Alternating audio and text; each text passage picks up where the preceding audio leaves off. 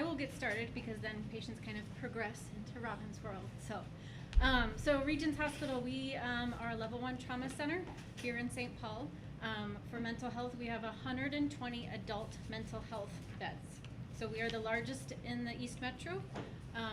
For adults, we do not have adolescent inpatient level of care. I like to express that, even though you're all dealing with adults, we don't do adolescents. So today I'll talk to you about what happens when a patient is brought to the emergency room, how they're assessed, how we determine what level of care they need, and then what an inpatient stay looks like. I like it to be super informal. This is your guys' opportunity to learn about what hospital level of care looks like. There's always lots of myths out there of what inpatient psych looks like, lots of other terms for it also, so please ask. And I do talk fast, so please also just tell me to slow it down. So a patient comes to the emergency room. They're either brought in by family, case managers, coordinators, EMS, police, whoever that may be. Upon arrival, they're going to be assessed to determine what they're there for. It's for mental health or substance use. We do what's called a team assessment at Regions Hospital, and that means that we see that patient within the first 5 to 10 minutes as a team. So that is the hospital, or that is the ER social worker, a mid-level provider, which means like a physician assistant or a nurse practitioner, and the nurse. So the three of us will assess that patient quickly to determine kind of what they're there for. Is it resources? Is it a medication? Is it housing resources? Or do they need a full mental health assessment? So after that quick team assessment, we then determine next steps. If it is needing a full assessment, the social worker goes back in and does that full assessment. So determining what are their current supports, what are their current symptoms, what are their stressors, what are they feeling like they need today, and how we can help them. And then the social worker goes, evaluates and reviews their chart of what we can see, what we know about them through their medical record, and then reach out to any collateral contacts. Collateral contacts is huge to us in an emergency room when we're trying to assess what's going on for that individual, especially if that individual is significantly impaired, whether it's due to substances or due to their mental health and they're not able to tell us much. We're going to be reaching out to the community entities to try and find out what we can. So we then take that collateral information along with our own assessment, present that to our provider team, and talk about level of care.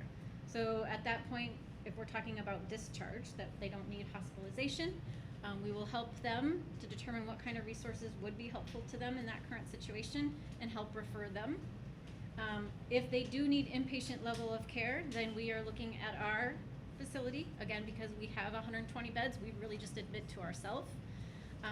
If we're doing an adolescent assessment, we will refer that out to other local hospitals. We don't have geriatric psych at Regions, but there really isn't much for geriatric psych anymore anyway, so even geriatrics we admit to ourselves.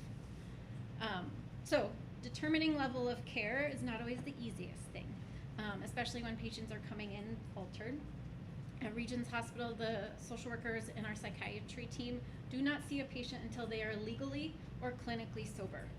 So if they're coming in under the influence of alcohol, we're going to wait until they're under 0.008 before we assess if they're suicidal, homicidal, or psychotic. Because we're not going to do a mental health assessment if they're impaired. Yes? I'm sorry, just before you get too far past it, I just wanted to know, why did you differentiate between geriatric and adult? Because there are some specialty geriatric psych units in the metro, and sometimes we would try and refer out to them. Are we talking just because of like an Alzheimer's type situation? Yeah, so Alzheimer's, dementia, and due to age, putting them in general population can be difficult. So right, there are just straight mental illness situations, then it's just yes. take the adults? It can be either. So really the geriatric psych units are very specialized in their environment, in their staffing, and how many patients they can take. And then they have geriatric psychiatrists who are board certified in geriatrics. So it's a specialty unit. But there's only 2 in the metro anymore, so really we just admit to ourselves. Yeah? So I'm a little confused. So if someone is a senior that suffered from mental health, they would not be considered in your hospital? We would still take them. You will? Yes. It should, then is it the diagnosis or? So again, geriatric psychiatry units is really kind of non-existent. And so Oh. previously, I would say about 7 years ago, we would make referrals to geriatric psych units and see if they had a bed and transfer that patient.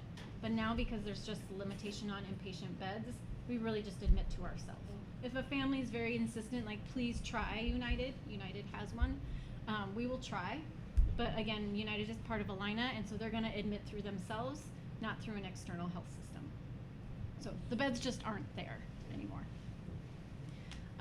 So again, if we are determining that they need to be admitted, then we will look at our inpatient beds. Before I go to that, do people have questions about the ER portion of the assessment? Yeah. Well, not the ER. So Okay. you mentioned that before you do an assessment, you wait till they're sober. Are they an inpatient at that No, point? so they're in the emergency rooms stabilizing medically and due to their whatever substance they were using. So we medically stabilize them first until we can psychiatrically or do a mental health assessment on them.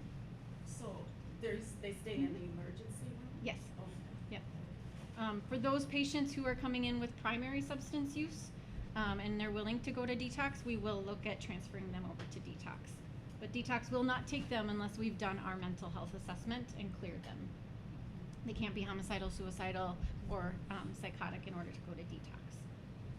So those patients take a little bit longer in the ER, obviously waiting for those substances to come out of their system. Again, it's a lot easier to assess someone's mental health when they're not under the influence.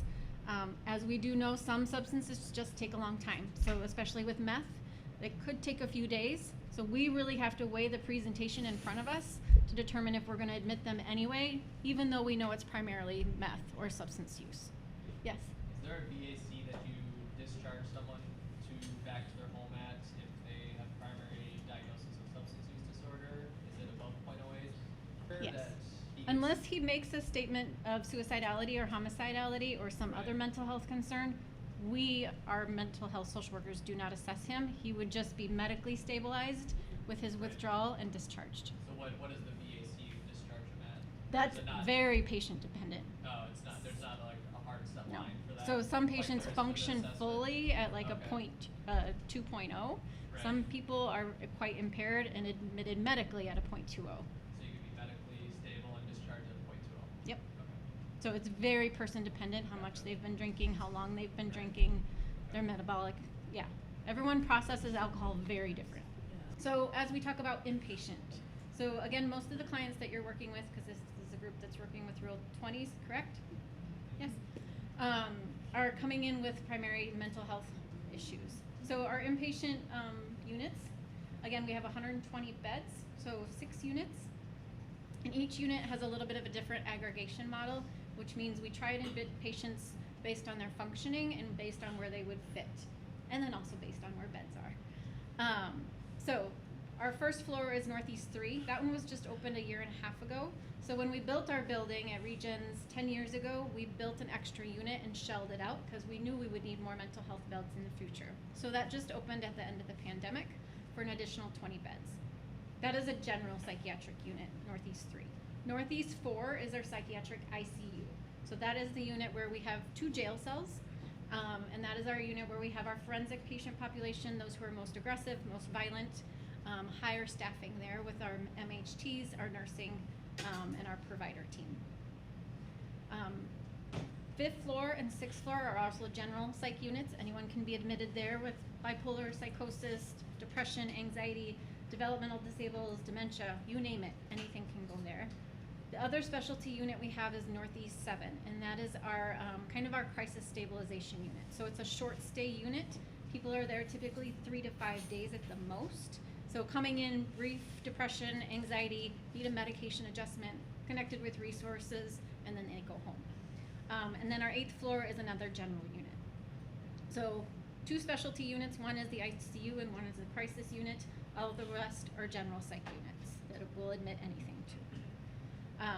So the inpatient units are staffed with psychiatrists, mid-level providers, social workers, occupational therapists. We have music therapy. We just lost our art therapist. We have pet therapy, but the patients are starting in groups and programming at 8:30 every day. So different types of programming, whether it's medication education, diagnostic education, social skills, So we want them active and we want them moving so that we can assess how they're doing, right? So if they're coming out of their rooms, we can see how they're participating, how they're functioning. We round as a treatment team every day on every patient.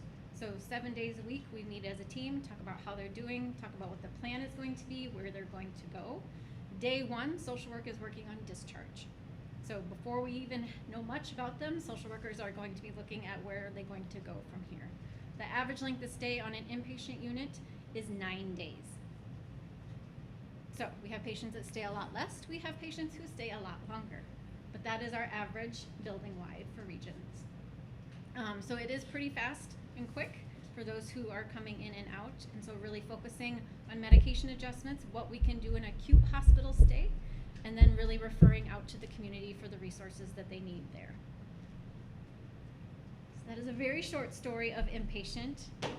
What I will say is that Regions Hospital has private rooms, private bathrooms, which is really unique if you've ever been to an inpatient psych unit. We have a lot of natural light. Every patient has a window in their room, so we try and keep it a very healing environment with calming colors, art, and everything to really improve their stay and also speed up their stay. Because again, as we all know, that there's a huge bed crunch and patients need this level of care, but that means we also need to move patients out. For Northeast 4, which is our ICU, and I spoke about the 2 jail cells, sometimes we have those Rule 20 clients or patients, as we call them, in the jail cell. We partner with Ramsey, Dakota, and Washington County to house inmates that they cannot manage in the jails. So whether they are not getting enough psychiatry support or whether the patients are refusing to take medications, they can come to us, and it is truly a jail cell. It looks just like the LEC or anywhere else. They do not have access to our programming. They do not have access to that therapy support. They are truly in a cell, seeing a psychiatrist once a day, and that is it. Sometimes the patient then realizes what it's actually like there, and they'd rather go back to jail because it's pretty much like solitary. But it does allow us to either petition or get a Jarvis on board when that's not on board, and to be able to get the medications in the patient to try and stabilize them quicker. And then as soon as they're stable enough that the jail can manage them, we send those inmates back. All right, questions about inpatient? Obviously, we do civil commitment throughout that inpatient admission, so if a patient's coming in on a 72-hour hold, we quickly decide whether we need to petition or not. Again, we get about 24 hours, less than, in order to make our decision, to then allow pre-petition to have their ability to assess the patient and determine and move forward. But again, our purpose and our goal is to treat everyone voluntarily. We look at commitment as a least resort. So you should be hearing good communication if you're involved in a patient's care while they're in the hospital. I did share with Mike, you do need a release of information. A patient can come in and say, I don't want you to talk to my case manager, and we can't make them. So they have to sign a verbal release of information, or if you want written records, they do have to sign a written release of information to request that.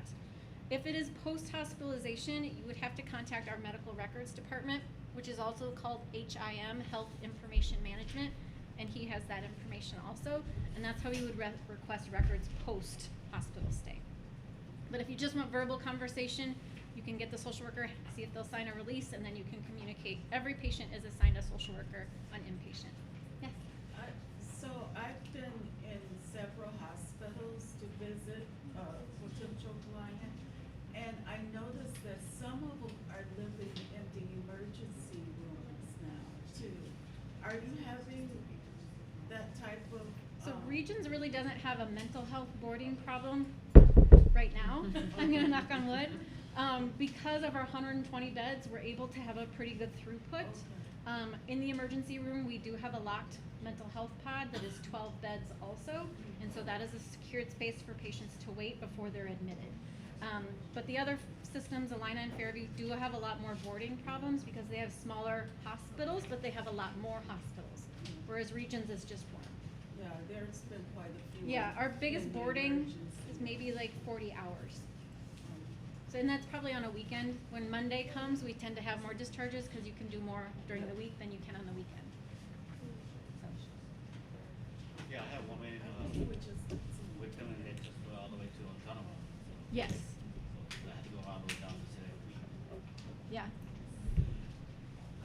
Any other questions? Otherwise, I'll hand it off to Robin and I'll pass these around. I have one Yeah. question, or maybe a statement, or question. How important is it that case managers come to visit their clients while they're in the hospital? Very.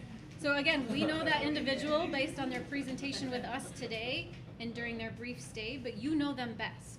And so we want to hear from you. Are they at baseline? Does this look like they're doing well? Otherwise, we are going with what we see and what the physicians feel is appropriate, and sometimes we will discharge what you may believe is prematurely, but again, without further information, we can only do so much at an inpatient level of care.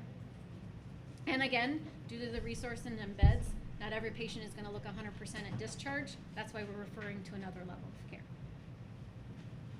How easy is it to get the data from before they were admitted in the hospital? So Like- Epic is our medical record system, and most all health systems use Epic. So if they were at Fairview 2 days ago, we can see that. If they were at United, we can see that. If they're out of the metro, it's a little bit harder depending on the health system, but usually we can access their previous medical records. This video is brought to you by Ramsey County Social Services and was made possible by a Mental Health Innovations grant. Thank you.